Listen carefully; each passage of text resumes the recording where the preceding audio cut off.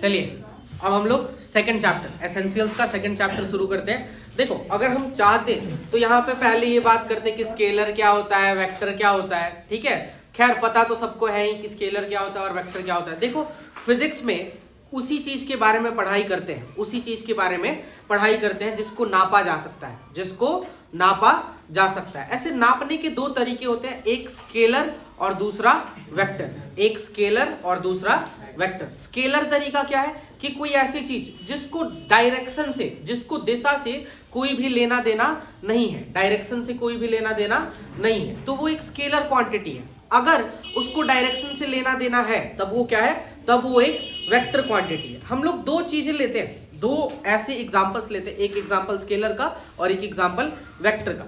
चलिए हम लोग फोर्स की बात करते हैं। किसकी बात करते हैं? फोर्स की। फोर्स एक वेक्टर क्वांटिटी है, फोर्स यानी कि बल जो कि एक वेक्टर क्वांटिटी है। तो हमारे पास एक फुटबॉल है, हमारे पास एक फुटबॉल है। इस फुटबॉल पे दो लोगों ने एक ही समय पे किक करा, दो लोगों ने एक ही समय पे किक करा। एक आदमी ने सीधा किक करा और एक आदमी ने नीचे से किक करा। ठीक है, मतलब लात मारी फुटबॉल को दो लोगों ने, एक ने साइड से एक ने ऊपर से। तो ये ना देखो इधर से ये आगे भी जा रहा है और ये ऊपर भी जा रहा है। तो ये फुटबॉल कुछ इस तरह से जाएगा, कुछ इस तरह से जाएगा। उसी तरह से अगर ये फुटबॉल इसी तरह से जमीन में रखा होता, इसी तरह से जमीन पे रखा होता, अगर आप सीधे हॉरिजॉन्टली उसको इस तरह से किक करते, हॉरिजॉन्टली अगर आप उस फुटबॉल को किक करते तो ये फुटबॉल आगे की तरफ रोल करता, आगे की तरफ रोल करता। अगर आप यहां पे इस फुटबॉल को किक करोगे तो ये फुटबॉल ऊपर की तरफ जाएगा। कहां जाएगा? ऊपर की तरफ। तो जिस दिशा में आप लात मारोगे फुटबॉल को, उसी दिशा में आपका फुटबॉल जाएगा।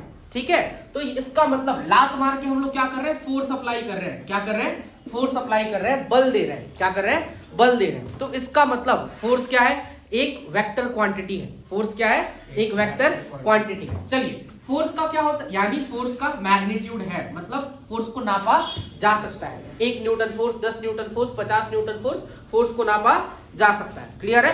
दूसरा, फोर्स के अलावा, फोर्स को तो नापा जा सकता है, इसके अलावा इसमें मैग्नीट्यूड के अलावा डायरेक्शन भी होता है कि हाँ हमने यहां पे फोर्स लगाया, नीचे फोर्स लगाया तो ये ऊपर गया, नीचे फोर्स लगाया तो ऊपर गया, सीधा फोर्स लगाया तो आगे गया, सीधा फोर्स लगाया तो आगे गया, उल्टा फोर्स लगाया तो पीछे गया। तो वेक्टर में, फोर्स में मैग्नीट्यूड के साथ साथ डायरेक्शन भी बताना जरूरी है, डायरेक्शन भी बताना जरूरी है, वरना हम रिजल्ट नहीं बता पाएंगे, हम लोग रिजल्ट नहीं बता पाएंगे। ठीक है, पर हम लोग दूसरा एग्जांपल लेते हैं करंट का। दूसरा एग्जांपल किसका लेते हैं? करंट का। तो मान लो हमारे पास ऐसे, देखो हमने क्या किया, एक फोर्स ऐसे लगाया और एक फोर्स ऐसे लगाया, एक साइड से और एक नीचे से। तो हमारा ऑब्जेक्ट कैसा चला गया? रिजल्ट कहां चला गया? तिरछा। रिजल्ट कहां चला गया? तिरछा। सेकंड एग्जांपल जो कि हम लोग करंट के लिए लेते हैं, किसके लिए लेते हैं? करंट के लिए। करंट में हमने क्या किया कि एक तार जिसमें करंट फ्लो कर रहा था, एक तार जिसमें करंट फ्लो कर रहा था उसको हॉरिजॉन्टली सीधा लगा दिया। ठीक है, और एक तार जिसमें करंट फ्लो कर रहा था उसको ऊपर की तरफ दिशा दिखा दी, दूसरे तार को ऊपर की तरफ दिशा दिखा दी। अब जब हमने दोनों तरफ से फोर्स लगाया था तो ऑब्जेक्ट हमारा टेढ़ा ऐसे तिरछा जा रहा था, है ना। अब दोनों तरफ से हमने करंट लगाया, दोनों तरफ से हमने क्या किया है? करंट लगाया है। तो फोर्स तो तिरछा जा रहा था, सेम डायरेक्शन में अगर हम करंट लगाएंगे तो क्या वो तिरछा जाएगा? नहीं। अगर यहां से एक करंट गया, यहां से एक करंट गया, ठीक है, करंट कहां जाता है? करंट वहां पे जाता है जहां पे तार जाता है ना। वायर जिधर लेके जाओगे करंट उधर चला जाएगा। तो it doesn't depends upon direction. Current कभी भी डिपेंड नहीं करता डायरेक्शन पे। आप तो कहते हैं कि हाँ मैग्नीट्यूड भी होता है करंट में, डायरेक्शन भी होता है करंट में, पर फिर भी वो वेक्टर क्यों नहीं है? क्योंकि वो डिपेंड नहीं करता, वो निर्भर ही नहीं करता डायरेक्शन पे। तो it should be dependent upon direction to be a vector quantity. Vector quantity होने के लिए उस क्वांटिटी को, उस राशि को क्या होना पड़ेगा? दिशा पे निर्भर करना पड़ेगा, दिशा पे निर्भर करना पड़ेगा। क्लियर है? चलिए इसी तरह से हम लोग ये समझ लिए वेक्टर क्वांटिटी होता क्या है। वेक्टर क्वांटिटी होता क्या है? क्या होना चाहिए? मैग्नीट्यूड। क्या होना चाहिए? मैग्नीट्यूड। और क्या होना चाहिए? डायरेक्शन। और क्या होना चाहिए? डायरेक्शन। अच्छा, हमने 4 डायरेक्शंस फिक्स कर दिए, ईस्ट, वेस्ट, नॉर्थ, साउथ। ऐसे 4 डायरेक्शन हमने फिक्स कर दिए, ईस्ट, वेस्ट, नॉर्थ, साउथ। ठीक है, अब हम क्या करते हैं, मैं हूं, ठीक है, मेरा वजन 50 kg है, मेरा वजन कितना है 50 केजी नहीं है, मैं सच नहीं बताऊंगा है ना, पर फिर भी मान लो मेरा वजन 50 केजीज है, ठीक है। मैं यहाँ पे खड़ा हूँ, ठीक, मेरा वजन 50 केजीज है और मैं ईस्ट की तरफ देख रहा हूँ। कहाँ देख रहा हूँ? ईस्ट की तरफ। एक कदम मैं इधर चला गया, मेरा वजन कितना है 50 केजी। मैं देख किधर रहा हूँ? ईस्ट की तरफ। मैं पैरेलल शिफ्ट कर रहा हूँ, जैसे देखो मैं जहां पे था उसी के पैरेलली मैं शिफ्ट कर गया, पैरेलल मैं शिफ्ट कर गया। कैसे शिफ्ट कर गया? पैरेलल। ये भी पैरेलल ही है, ये भी पैरेलल ही है, ठीक है। अब मैंने पैरेलल शिफ्ट किया, उसी एक्सिस पे शिफ्ट किया, उसी एक्सिस पे शिफ्ट किया, तो ना ही मेरा मैग्नीट्यूड बदला, मेरा वजन बदला क्या? नहीं। ना ही मेरा डायरेक्शन बदला। मैं ईस्ट में देख रहा था, हर एक मोमेंट पे मैं कहां पे देख रहा था? ईस्ट में देख रहा था, ठीक है। तो मैं वेक्टर को यहां से उठाकर अगर यहां पे रख दूं, एक वेक्टर यहां पे, एक वेक्टर यहां पे, इसको सीधा, इसको धक्का दे दूं, थोड़ा आगे बढ़ा दूं मैं, क्या ये वेक्टर चेंज हो जाएगा? नहीं होगा। वेक्टर्स में पैरेलल शिफ्टिंग अलाउड होती है, ना ही मैग्नीट्यूड। पैरेलल शिफ्ट करने पे, पैरेलल शिफ्ट करने पे उसका मैग्नीट्यूड तो चेंज नहीं हो जाएगा। उठा के दूसरी जगह पे रख दोगे तो मैग्नीट्यूड चेंज हो जाएगा क्या? बताओ, एक 10 किलो के बॉक्स को यहां पे रख दो, या फिर आप अपने घर पे ले जाके रख दो, क्लासरूम रख दो और घर पे ले जाके रख दो, क्या वो 10 केजी का बॉक्स दोनों जगह पे 10 केजी का ही रहेगा? तो क्योंकि वो 10 केजी का बॉक्स दोनों जगह पे 10 केजी का ही रहेगा, इसी कारण से हम लोग क्या कह सकते हैं? हम लोग कह सकते हैं कि वेक्टर्स में पैरेलल शिफ्टिंग अलाउड है, हम बस उसका डायरेक्शन नहीं बदल सकते हैं। क्या नहीं बदल सकते हैं? डायरेक्शन, ठीक है। मैग्नीट्यूड हमेशा सेम ही रहेगा, डायरेक्शन हम लोग उसका कभी चेंज नहीं कर सकते हैं। चेंज कर दिया तो वो दूसरा क्वांटिटी हो जाएगा, चेंज कर दिया तो वो दूसरा क्वांटिटी हो जाएगा। क्लियर है? चलिए अब हम लोग देखते हैं कि दो वेक्टर दिए हुए हैं। कितने वेक्टर दिए हुए हैं? दो। उनके बीच का एंगल बताना है, एंगल बिटवीन टू वेक्टर्स। क्या बताना है? एंगल बिटवीन टू वेक्टर्स, दो वेक्टर्स के बीच का एंगल। तो मान लो हमारे पास ए वेक्टर है, वेक्टर ए, और दूसरा वेक्टर है वेक्टर बी। हम लोग देखते हैं एक वेक्टर जो होता है उसके दो पार्ट्स होते हैं, वेक्टर के दो पार्ट्स होते हैं। वेक्टर को ऐसे एरो से रिप्रेजेंट किया जाता है, वेक्टर को एरो से रिप्रेजेंट किया जाता है। इस वाले पार्ट को हम लोग हेड बोलते हैं, इस वाले पार्ट को क्या बोलते हैं? हेड। और ये पीछे वाले पार्ट को, इसको क्या बोलते हैं? टेल। कोई भी वेक्टर जहां से शुरू होता है उसको टेल कहते हैं और जहां पे खत्म होता है उसको हेड कहते हैं। अब इस वेक्टर को यहां से उठा के यहां पे आगे मैं रख दूं, यहां पे आगे मैं रख दूं, तो मैंने पैरेलल शिफ्ट करा, एक कदम आगे बढ़ा दिया, तो चेंज हुआ क्या? वो वेक्टर नहीं हुआ। ऊपर कर दिया तब भी नहीं चेंज हुआ, नीचे किया तब भी चेंज नहीं हुआ। पर अगर मैंने इसको तिरछा किसी एंगल पे घुमा दिया, किसी एंगल पे घुमा दिया, तो अब ये वेक्टर चेंज हो जाएगा, तब ये वेक्टर चेंज हो जाएगा। जब तक वो एंगल पे नहीं घूम रहा, सीधा सीधा घूम रहा है, तब वो चेंज नहीं हो रहा, पर एंगल पे घूम गया तो वो क्या हो गया?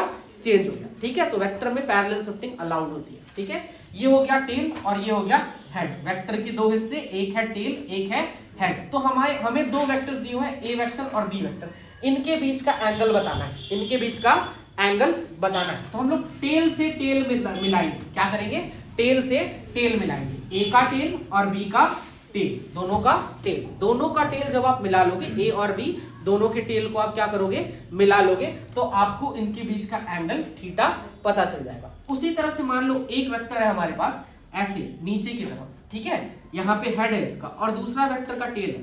पहले वाले वेक्टर का हेड और दूसरे वाले वेक्टर का क्या है? टेल है। ये है ए वेक्टर और ये है बी वेक्टर। ए का हेड और बी का टेल दोनों कहां पे? एक जगह पे। तो क्या इस एंगल को, इन दोनों के बीच का एंगल कह दोगे क्या? नहीं कह सकते। इस एंगल को इन दोनों के बीच का एंगल नहीं कह सकते, क्योंकि टेल से टेल पे एंगल बनता है, टेल से टेल पे एंगल बनता है। तो इसका एंगल बनाने के लिए, क्योंकि वेक्टर में पैरेलल शिफ्टिंग अलाउड होती है, क्या अलाउड होती है? Parallel shifting. तो अगर इसको यहां से उठा के यहां पे रख दे, यहां से उठा के यहां पे रख दे, तो देखो इधर आगे रख दिया हमने, ठीक है। इसका भी टेल यहां पे आ गया और इसका भी टेल यहां पे आ गया, दोनों का टेल सेम पॉइंट पे आ गया। ये पहले थीटा पे था, तो ये वाला एंगल अब कितना हो गया? ये दोनों को जोड़ने पे कितना आएगा? ये लाइन है, ये एंगल कितना होता है? 180 डिग्री। कितना होता है? 180 डिग्री। अगर ये वाला ऑलरेडी थीटा है, ये वाला ऑलरेडी थीटा है, तो ये क्या हो जाएगा? 180 माइनस थीटा। क्या हो जाएगा? 180 माइनस थीटा। तो दो वेक्टर्स के बीच में एंगल बताने के लिए, दो वेक्टर्स के बीच में एंगल बताने के लिए हम लोग एक वेक्टर के टेल को दूसरे वेक्टर के टेल से जोड़ते हैं, एक वेक्टर के टेल को दूसरे वेक्टर के टेल से जोड़ते हैं, ठीक है। अगर ये वेक्टर हमारा है और ये वेक्टर हमारा है, ठीक है, हम ऐसे जब तक टेल्स को नहीं जोड़ेंगे, दोनों के टेल्स को इस तरह से जब तक नहीं जोड़ेंगे, तब तक उनके बीच का एंगल हम लोग नहीं बता सकते। हमें क्या करना पड़ेगा? टेल जोड़ना पड़ेगा। जैसे मैं देख लो, हमारे पास ये मार्कर्स है, ये मार्कर्स है। ये दो मार्कर्स दो वेक्टर्स को रिप्रेजेंट करते हैं। दो मार्कर्स क्या करते हैं? दो वेक्टर्स को रिप्रेजेंट। अभी इन दोनों के बीच का एंगल 90 डिग्री है। इन दोनों के बीच का एंगल कितना है? 90 डिग्री। मान लो इससे कम यहाँ पे इनके बीच का एंगल 60 डिग्री हो गया। कितना हो गया? 60 डिग्री। ठीक है, क्योंकि ये इसका भी बॉटम यानी दोनों का टेल एक जगह पे, दोनों का टेल कहाँ पे? एक जगह पे। अगर इसका हेड यहाँ पे होता, इसका हेड यहाँ पे होता और इसका टेल यहाँ पे होता, उल्टा हो गया। हेड और टेल एक साथ मिल रहा है। क्या मिल रहा है? हेड और टेल। तो अब इन दोनों के बीच में ये वाला जो एंगल बनेगा, ये वाला जो एंगल बनेगा, क्या ये एंगल बिटवीन वेक्टर बताएगा?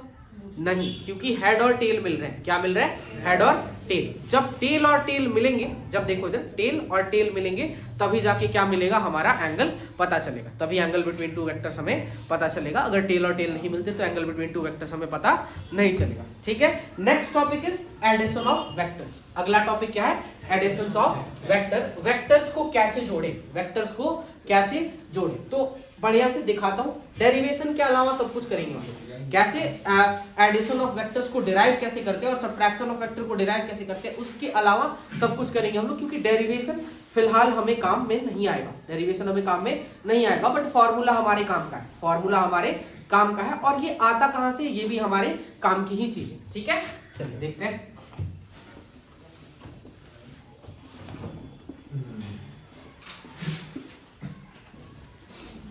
देखते हैं एडिशन ऑफ टू वेक्टर्स। दो वेक्टर्स को जोड़ना है, दो वेक्टर्स को क्या करना है? जोड़ना है। ठीक है, तो आज हमारी हेल्प श्याम कर रहा है, श्याम हमारी रिकॉर्डिंग कर रहा है, तो हम लोग श्याम की मदद से इसको पढ़ेंगे। श्याम की मदद से हम लोग इस चीज को पढ़ेंगे। तो देखो श्याम क्या होता है ना, सुबह सुबह उठता है, सुबह सुबह उठता है और उसके बाद घर पे रहता है। सुबह उठ के कहाँ पे उठता है? घर पे उठता है, राइट है ना। चलिए, तो श्याम सुबह सुबह अपने घर पे उठा, सुबह सुबह श्याम अपने घर पे उठा। घर से ये सीधे चला आया फिजिक्स की कोचिंग। कहाँ पे चला आया? फिजिक्स की कोचिंग। ठीक है, तो इसका टेल कहाँ पे था? घर पे। हेड कहाँ पे है? फिजिक्स के कोचिंग पे। ठीक है, अब फिजिक्स के कोचिंग से श्याम केमिस्ट्री की कोचिंग में चला गया। फिजिक्स की कोचिंग से श्याम कहाँ गया? केमिस्ट्री की कोचिंग में चला गया। तो केमिस्ट्री यहाँ पे चला गया श्याम केमिस्ट्री की कोचिंग में। ठीक है, अब क्या हुआ ना, केमिस्ट्री की कोचिंग 10 बजे बंद हो गई। 10 बजे केमिस्ट्री वाले सर केमिस्ट्री पढ़ा चुके थे, उसके बाद वो उन्होंने क्लास बंद करके वो घर पे चले गए। 1 घंटे बाद सर के पास कॉल आ रहा है श्याम वेक्टर का। ये है श्याम वेक्टर। श्याम वेक्टर कहाँ गया? फिजिक्स की क्लास में। ध्यान से रखिएगा, ये वेक्टर की बात कर रहे हैं। किसकी बात कर रहे हैं? वेक्टर की। तो हम लोग सिर्फ श्याम नहीं कह सकते, अब हमें श्याम वेक्टर कहना पड़ेगा। ठीक है, तो श्याम वेक्टर घर से उठ के फिजिक्स की क्लास में गया, फिजिक्स की क्लास से उठ के केमिस्ट्री की क्लास में गया। ठीक है, फिर 11 बजे पापा वेक्टर को ही चिंता कि मेरा श्याम वेक्टर गायब है। ठीक है, 10 बजे उसका क्लास का छुट्टी था, 11 बज गया, अभी तक श्याम वेक्टर घर पे आया नहीं। तो सर क्या करेंगे? सर को पता है कि फिजिक्स की कोचिंग जाता है और केमिस्ट्री की कोचिंग जाता है। तो सर ने पापा ने फिजिक्स वाले सर को कॉल किया। फिजिक्स वाले सर को बोल रहे हैं पापा कि सर मेरा श्याम वेक्टर आपके यहाँ गया था, है ना। तो मैंने क्या दिया उनको कि श्याम वेक्टर यहाँ से केमिस्ट्री की क्लास में चला गया। फिर पापा वेक्टर ने केमिस्ट्री सर को कॉल किया। केमिस्ट्री सर को कॉल करने के बाद क्या पता चल रहा है कि हाँ यहाँ पे आया तो था, लास्ट टाइम यहीं पे दिखा था, पर अब तो मैं क्लास बंद करके जा चुका हूँ। अब मैं क्लास बंद करके जा चुका हूँ और श्याम मुझे दिखा था, पर क्लास में श्याम मुझे क्लास में दिखा था। तो एक बात बताओ, इतना तो फिक्स है कि श्याम वेक्टर जो था वो फिजिक्स से केमिस्ट्री चला गया था, फिजिक्स से केमिस्ट्री चला गया था। मिस्ट्री सॉल्व कर रहे हैं ना, we are all detectives right now. तो अभी देखते हैं, मिस्ट्री सॉल्व करते हैं कि श्याम वेक्टर फिजिक्स से केमिस्ट्री चला गया था, फिजिक्स से केमिस्ट्री चला गया था। तो फिजिक्स के पास जाने की तो कोई जरूरत नहीं है, क्योंकि श्याम वेक्टर गायब तो केमिस्ट्री की क्लास से हुआ। कहां से गायब हुआ है? केमिस्ट्री की क्लास से हुआ है। तो अब पापा वेक्टर को ढूंढना है श्याम वेक्टर को, तो वो सीधे क्या करेंगे? घर से बाहर निकलेंगे। कहां से बाहर निकलेंगे? घर से। और कहां पे जाएंगे? केमिस्ट्री की कोचिंग में जाएंगे और यहाँ पे उनको मिल जाएगा श्याम वेक्टर। क्या मिल जाएगा? श्याम वेक्टर। ये क्या था? पापा वेक्टर। ये क्या था? पापा वेक्टर। श्याम वेक्टर जो है वो फिजिक्स गया, केमिस्ट्री गया, फिर बना पापा, फिर उसको देखने के लिए आए कौन? पापा वेक्टर। ठीक है, तो पापा वेक्टर फिजिक्स की क्लास में नहीं गए, केमिस्ट्री की क्लास में डायरेक्ट चले गए। ठीक है, क्योंकि उनको पता था कि श्याम वेक्टर ने शुरू कहां से किया है और खत्म कहां पे किया है। अपना सफर श्याम वेक्टर ने शुरू कहां से किया था? घर से। तो पापा वेक्टर भी कहां से चलना शुरू किए? घर पे। खत्म कहां पे किया था? केमिस्ट्री में। तो पापा वेक्टर भी कहां गए? केमिस्ट्री। ठीक है, तो आप क्या करोगे?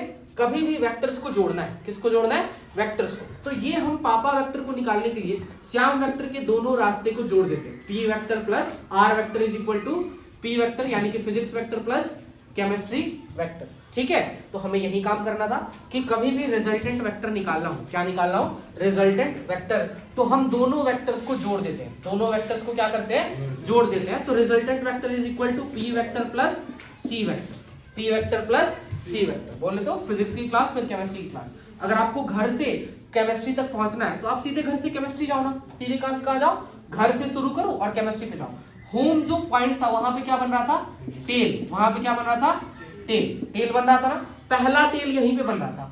ठीक है, और आखिरी हेड बन रहा था केमिस्ट्री में, आखिरी हेड कहां पे बन रहा था, केमिस्ट्री में। तो रिजल्टेंट वेक्टर जो होगा उसका टेल होगा घर पे और हेड होगा केमिस्ट्री में। ठीक है, तो पहले वाले टेल से टेल शुरू होगा और आखिरी वाले हेड से हेड खत्म होगा। टेल और हेड बताना है आपको, दो चीजें बतानी है, टेल और हेड, टेल और हेड।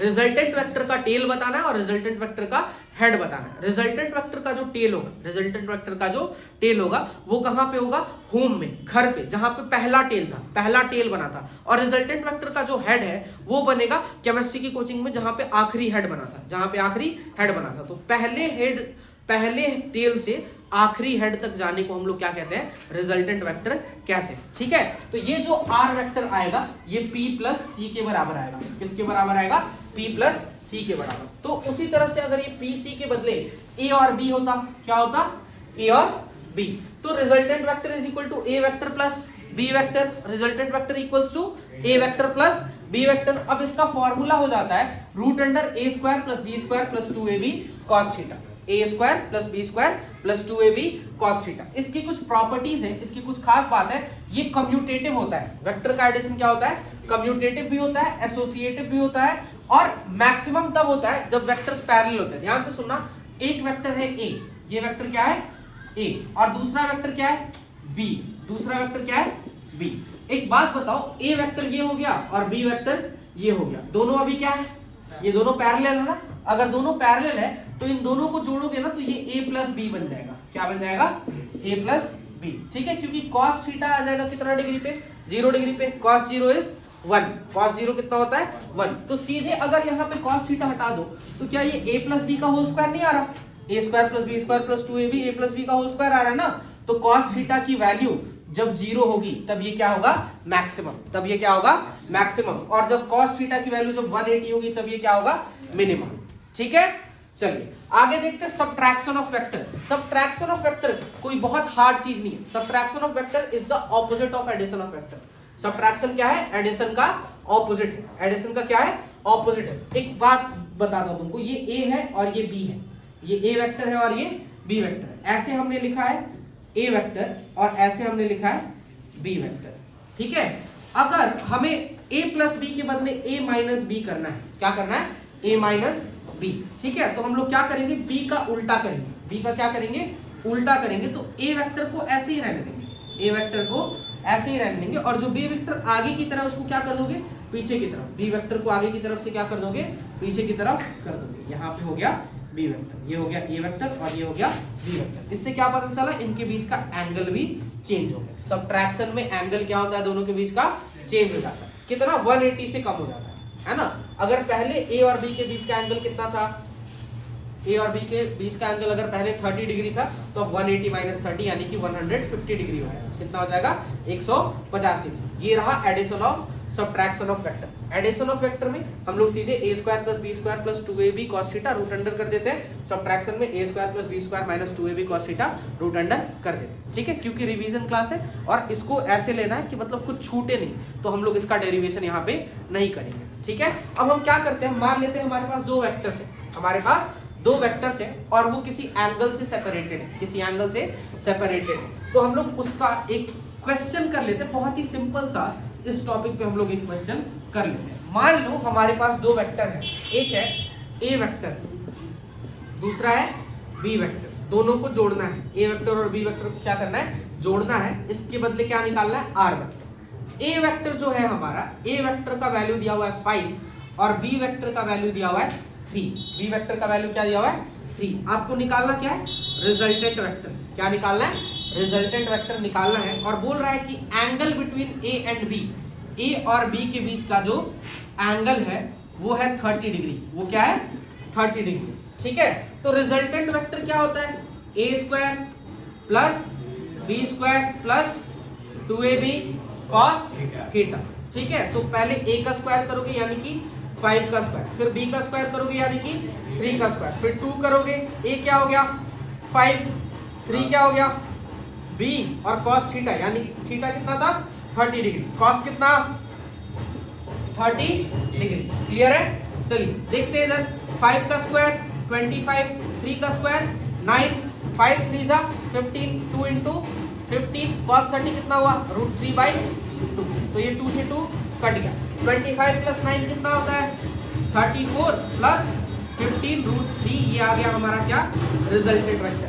रिजल्टेंट वेक्टर कितना आया 34 प्लस 15 √3। कुछ नहीं करना है, बस a square plus b square plus 2ab cos theta करना है या फिर माइनस 2ab cos थीटा करना है। नेक्स्ट टॉपिक है unit vector. Unit vector index में लिखवाना मैं भूल गया था, है ना, हम लोग सीधे कंपोनेंट ऑफ वेक्टर पे चले गए थे। ठीक है, एक टॉपिक वेक्टर में एक्स्ट्रा बनेगा जिसका नाम है यूनिट वेक्टर। यूनिट वेक्टर एक ऐसा वेक्टर है जो आपको मैग्नीट्यूड के बारे में कोई भी जानकारी नहीं देता, सिर्फ और सिर्फ डायरेक्शन के बारे में बताता है, सिर्फ डायरेक्शन के बारे में बताता है। ठीक है, जैसे हमें पता है कि किसी भी वेक्टर के दो हिस्से होते हैं, किसी भी वेक्टर के दो हिस्से होते हैं, एक मैग्नीट्यूड और दूसरा डायरेक्शन, एक मैग्नीट्यूड और दूसरा डायरेक्शन। वेक्टर है, दो चीज है उसके अंदर, एक मैग्नीट्यूड है और दूसरा क्या है डायरेक्शन है। ठीक है, तो हमें मैग्नीट्यूड की बात नहीं करनी, सिर्फ और सिर्फ डायरेक्शन की बात करनी है, सिर्फ और सिर्फ डायरेक्शन की बात करनी है ना। तो जब सिर्फ डायरेक्शन की बात होगी तब हम उसे क्या कहेंगे यूनिट वेक्टर कहेंगे। क्या कहेंगे यूनिट वेक्टर। ठीक है, और उसका मैग्नीट्यूड हमेशा क्या होगा 1। जैसे यूनिट का मतलब भी 1 होता है, यूनिट का मतलब भी 1 होता है, तो हम लोग एक ऐसे वेक्टर की बात करेंगे जिसका मैग्नीट्यूड 1 होगा, जिसका मैग्नीट्यूड 1 होगा। देखिए इधर कोई भी वेक्टर है ए वेक्टर, ये दो चीजों से मिलकर बना है, एक मैग्नीट्यूड और दूसरा डायरेक्शन। ठीक है, आपको डायरेक्शन निकालना है, इस वेक्टर का क्या करना है डायरेक्शन निकालना है। तो डायरेक्शन निकालने के लिए आप उस वेक्टर को उसके मैग्नीट्यूड से डिवाइड कर दोगे। देखो यहाँ पे ये वेक्टर है, ठीक है, इसको अगर इससे डिवाइड कर दिया जाए तो इस साइड का सिर्फ डायरेक्शन बच जाएगा ना, तो vector upon magnitude is equal to direction. Direction क्या हो गया यूनिट वेक्टर, तो डायरेक्शन इज इक्वल टू, यहाँ पे मैंने वेक्टर अपॉन मैग्नीट्यूड लिखा है। फॉर एग्जांपल मान लो किसी बॉडी पे 3 न्यूटन का फोर्स लग रहा है, किसी बॉडी पे कितने न्यूटन का फोर्स लग रहा है 3 न्यूटन का। कहां पे ईस्ट की तरफ। आपको डायरेक्शन बताना है, आपको डायरेक्शन बताना है। इस टोटल वेक्टर क्वांटिटी होगी 3 Newton towards east. Total vector quantity कितनी होगी 3 न्यूटन टुवर्ड्स ईस्ट। तो इस वेक्टर का सिर्फ डायरेक्शन बताना है, तो हम लोग टोटल में से डायरेक्शन को डिवाइड, टोटल में से मैग्नीट्यूड को डिवाइड कर देंगे। देखो इधर टोटल में से, टोटल वेक्टर में से मैग्नीट्यूड को डिवाइड कर देंगे। Total vector 3 Newton towards east और मैग्नीट्यूड 3 न्यूटन, 3 न्यूटन से 3 न्यूटन कट गया, क्या निकला टुवर्ड्स ईस्ट। और ईस्ट क्या है, ईस्ट तो डायरेक्शन है यार, ईस्ट क्या है डायरेक्शन। तो जब आप वेक्टर को उसके मैग्नीट्यूड से डिवाइड कर देते हो तो डायरेक्शन मिल जाता है, वेक्टर को मैग्नीट्यूड से डिवाइड कर देते हो तो क्या मिल जाता है डायरेक्शन मिल जाता है। क्लियर है? चलिए अब हम लोग देखते हैं किस डायरेक्शन को क्या नाम दिया गया है। देखो हमें पता है कि 3 डायमेंशन में 3 एक्सिस होते हैं, 3 डायमेंशन में 3 एक्सिस होते हैं, एक हॉरिजॉन्टल एक्स एक्सिस, एक vertical y axis, horizontal x axis, vertical y axis, और बाहर जो आता है वो कौन सा जेड एक्सिस। क्योंकि मैं बाहर फिगर नहीं बना सकता इसीलिए मैंने उसे थोड़ा तिरछा बनाया। पर देखना एक्स एक्सिस, वाई एक्सिस और जेड एक्सिस तीनों परपेंडिकुलर होते हैं म्यूचुअली।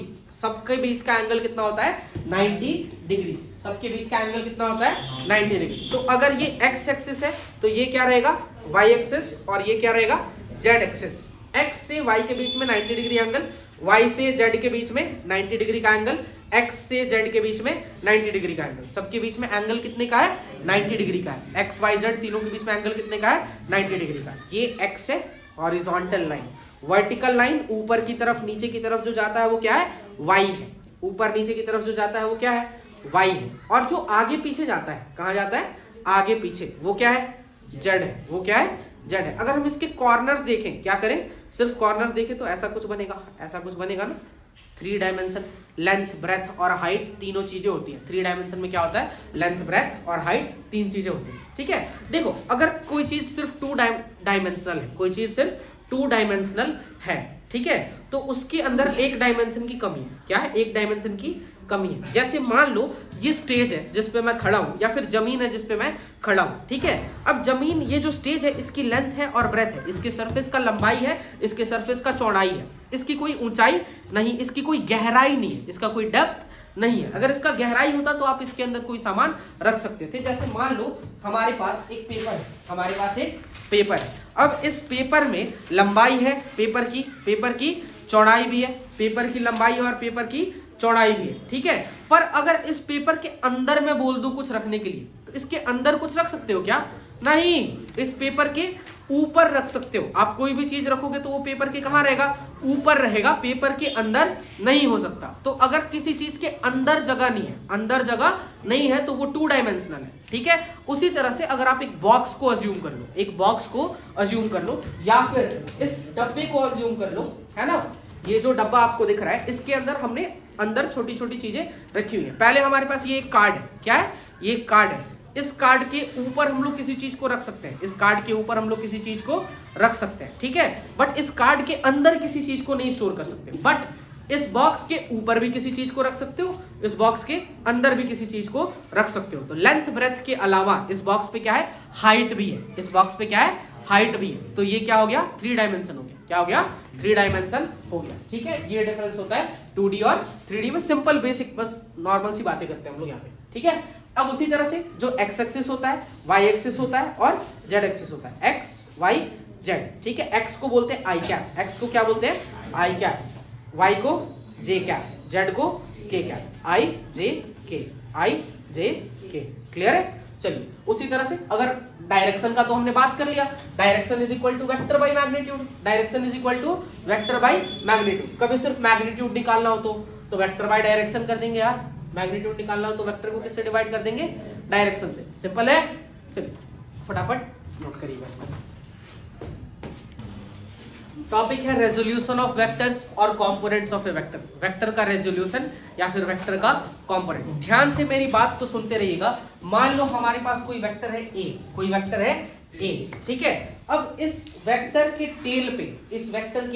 टेल पे हमने ओरिजिन बना दिया, 0 पॉइंट यानी कि ओरिजिन बना दिया, और यहां से एक एक्स एक्सिस निकाल दिया यानी कि आई कैप की डायरेक्शन, और एक वाई एक्सिस निकाल दिया यानी कि जे कैप की डायरेक्शन। एक्स एक्सिस को आई कैप कहते हैं और वाई एक्सिस को जे कैप कहते हैं। जरा ध्यान से मेरी बात को सुनिएगा।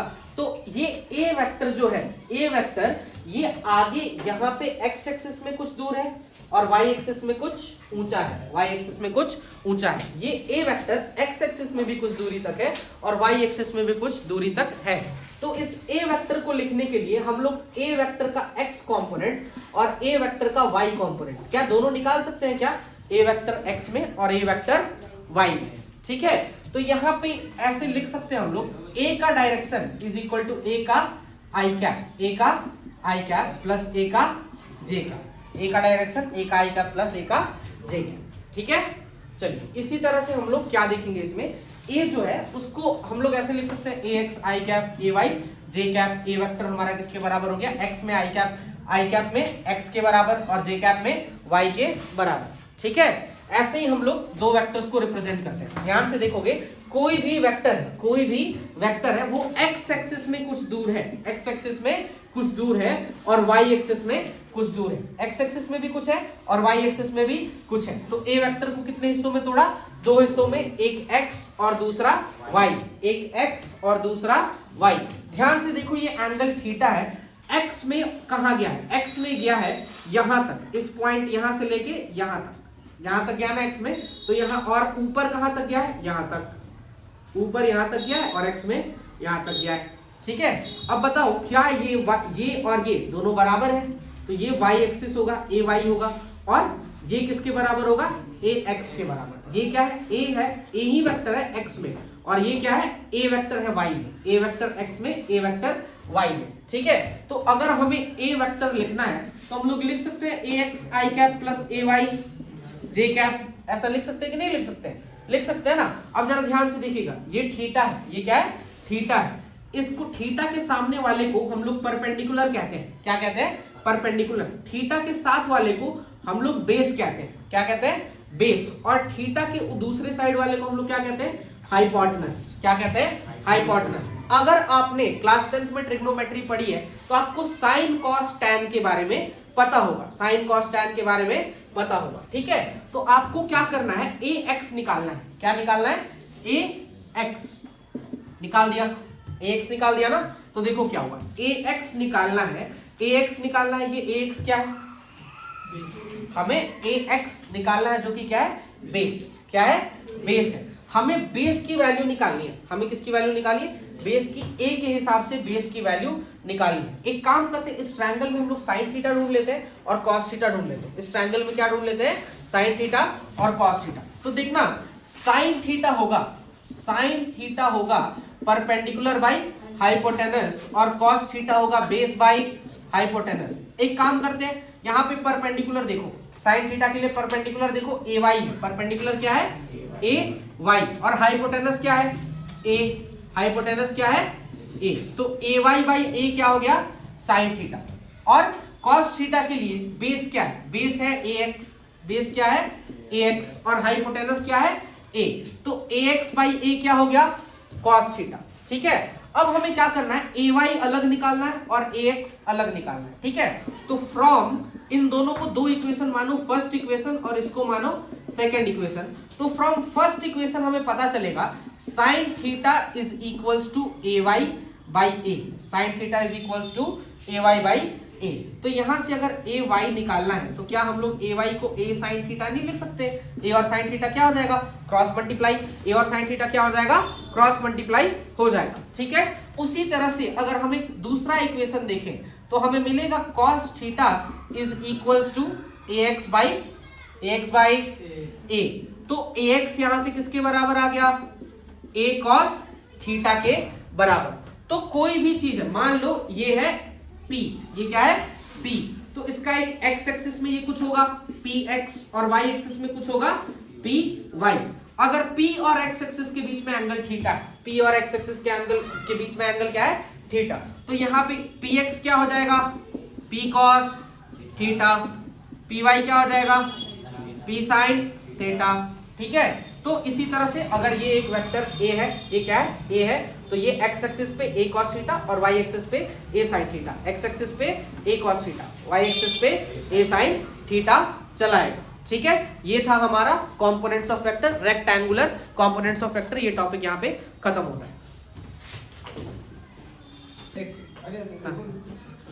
नहीं ऑन किया now, final to topics, dot product and cross product. ठीक है, डॉट प्रोडक्ट पढ़ेंगे और क्रॉस प्रोडक्ट पढ़ेंगे, इसके बाद वेक्टर खत्म हो जाएगा। और बेसिक मैथमेटिक्स में हम लोग ट्रिग्नोमेट्री, डिफरेंशिएशन और इंटीग्रेशन, बेसिक चीजें पढ़ेंगे। ठीक है, देखते हैं मल्टीप्लीकेशन ऑफ वेक्टर्स। क्या है, मल्टीप्लीकेशन ऑफ वेक्टर्स। वेक्टर्स को दो तरह से मल्टीप्लाई किया जा सकता है, वेक्टर्स को दो तरह से मल्टीप्लाई किया जा सकता है। ठीक है, एक डॉट प्रोडक्ट से और दूसरा क्रॉस प्रोडक्ट से। एक डॉट प्रोडक्ट से और दूसरा क्रॉस प्रोडक्ट से। देखेंगे डॉट प्रोडक्ट क्या होता है और क्रॉस प्रोडक्ट क्या होता है। जब हम लोग दो वेक्टर को मल्टीप्लाई करें, जब हम लोग दो वेक्टर को मल्टीप्लाई करें, ठीक है, और उनका जो रिजल्ट आए वो स्केलर आए, उनका रिजल्ट क्या है, स्केलर, तो क्या होता है, डॉट प्रोडक्ट होता है। और जब हम लोग दो वेक्टर्स को मल्टीप्लाई करें और उनका रिजल्ट एक वेक्टर आए तो उसे क्या कहते हैं, क्रॉस प्रोडक्ट। क्या कहते हैं, क्रॉस प्रोडक्ट। एक डॉट प्रोडक्ट और दूसरा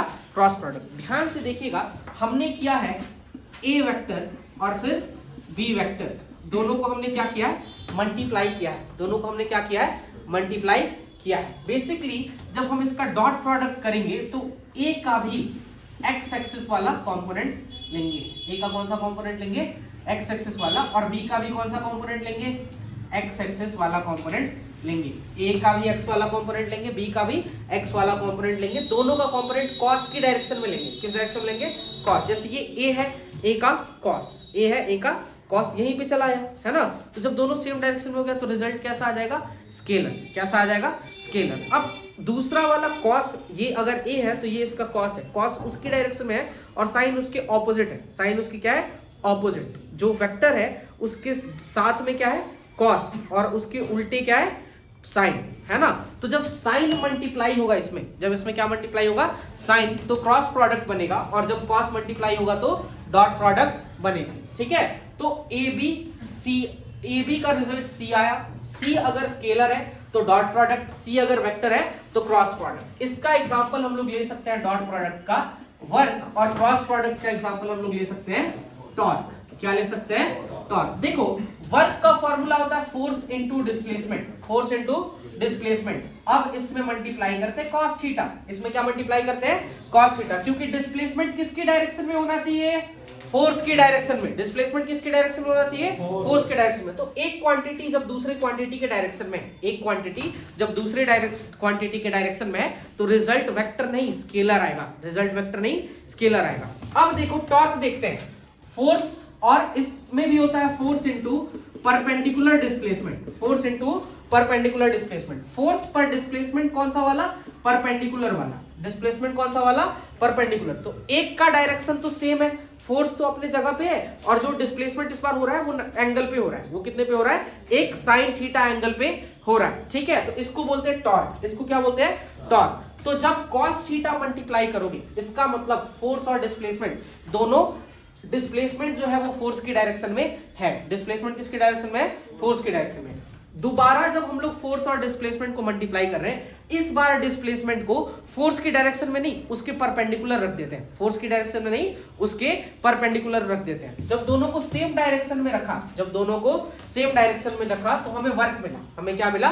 वर्क। और जब दोनों को, एक को दूसरे के परपेंडिकुलर डायरेक्शन में रखा तो क्या मिला?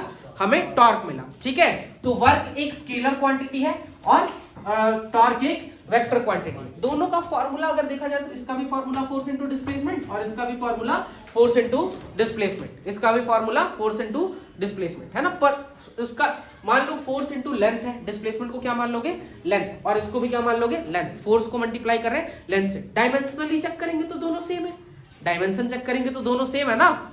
एक बात बताओ, फोर्स कितना, फोर्स क्या होता है? Mass into acceleration, mlt minus 2, mlt minus 2। Displacement multiply कर दिया, l 2 बार हो गया, l कितनी बार हो गया? 2 बार हो गया। ये भी mlt माइनस 2, डिस्प्लेसमेंट मल्टीप्लाई कर दिया, l कितनी बार हो गया? 2 बार हो गया। l कितनी बार हो गया?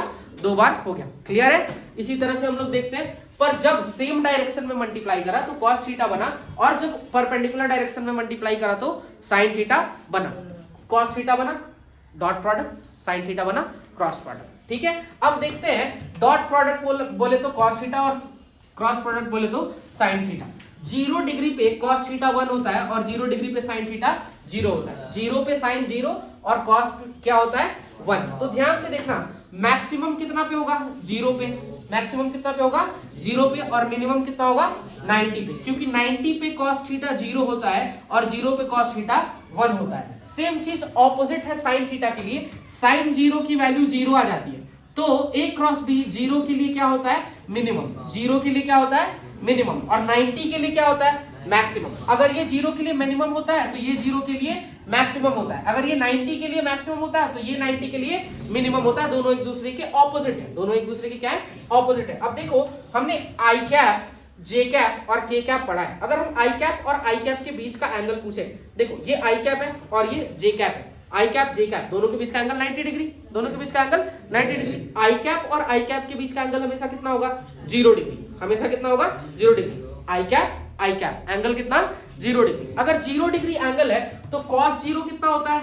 1। cos 0 कितना होता है? 1। और sin 0 कितना होता है? 0। तो जब i को i से मल्टीप्लाई किया, j को j से मल्टीप्लाई किया और k को k से मल्टीप्लाई किया, तो उसका डॉट प्रोडक्ट कितना आया? उसका डॉट प्रोडक्ट आया 1, और क्रॉस प्रोडक्ट कितना आया? 0। उसी तरह से i और j दोनों के बीच का एंगल कितना? 90 डिग्री। 90 डिग्री पे cos थीटा कितना? 0। 90 डिग्री पे cos थीटा कितना? 0। तो जब 90 डिग्री होगा, i और j को मल्टीप्लाई करेंगे, अलग अलग को मल्टीप्लाई करेंगे। i और i सेम था, i और j उल्टा है। i और j क्या है? अलग है। i और i सेम था, i और j अलग है। अगर दोनों अलग है, i और j क्या है? अलग है। दोनों के बीच का एंगल कितना है? 90 डिग्री। दोनों के बीच का एंगल कितना है? 90 डिग्री। 90 डिग्री पे cos थीटा कितना हो जाएगा? 0। और sin थीटा कितना हो जाएगा? 1। तो सेम के लिए सेम क्वांटिटी, सेम डायरेक्शन के लिए डॉट प्रोडक्ट, सेम डायरेक्शन के लिए डॉट प्रोडक्ट 1 आता है। सेम डायरेक्शन के लिए डॉट प्रोडक्ट 1 आता है या फिर मैक्सिमम आता है। पर सेम डायरेक्शन के लिए क्रॉस प्रोडक्ट 0 आता है। सेम डायरेक्शन के लिए क्रॉस प्रोडक्ट कितना आता है? 0। उसी तरह से डिफरेंट डायरेक्शन के लिए आई और जी क्या है, डिफरेंट डायरेक्शन, परपेंडिकुलर डायरेक्शन, कैसा है, परपेंडिकुलर, आई और जे एक दूसरे पे क्या है, परपेंडिकुलर, परपेंडिकुलर डायरेक्शन के लिए डॉट प्रोडक्ट मिनिमम आता है और क्रॉस प्रोडक्ट मैक्सिमम आता है, दोनों एक दूसरे के क्या है, उल्टे हैं, दोनों एक दूसरे के क्या है, उल्टे हैं। डॉट प्रोडक्ट में स्केलर क्वांटिटी निकलती है तो उसका डायरेक्शन नहीं होगा, क्रॉस प्रोडक्ट में वेक्टर क्वांटिटी निकलती है तो उसका डायरेक्शन होगा। चलिए वेक्टर चैप्टर भी हमारा समाप्त हो चुका है।